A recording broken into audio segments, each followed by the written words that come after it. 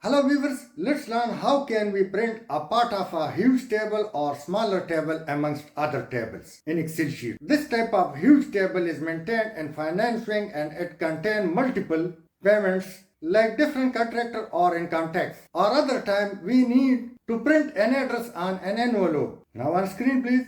Now a huge table is in front of you and also having small tables, which is the requirement of financing almost all the time. So let me print a smaller table or a part of a larger table. Select the text and press from your keyboard Ctrl P. And after pressing this, now this type of interface appears. So click Print Active Area and Print Selection. By choosing this option, now only the selected area is ready for print. Now let's go and change the orientation. So click orientation. For this, portrait is fine. And now we have selected portrait. Next is size of the paper. How much is the size of paper? Either A4 letter or a larger one. So in this case, mostly we use A4. Let me choose A4, which is more commonly used in offices. Again is margin.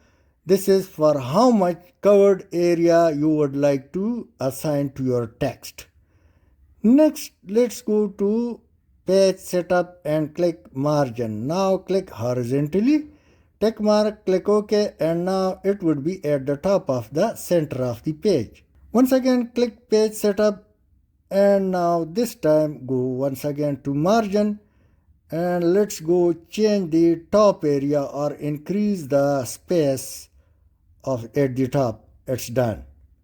Now let's go and click page setup and we will increase the size or space on the left side. So click page setup, go to margin and click or increase left side. You can also increase or decrease other sides. Now left side space has been increased and it's fit for now keeping or placing it in book. And now let's go once again to page setup to bring the text exactly at the center of the page. So let me click margin, click or tick mark vertically and click OK. Now your text would be exactly at the center of the page. Let's go and increase the covered area of the text. So let me increase it by 130, 140. It's up to you how much you would like to keep printing.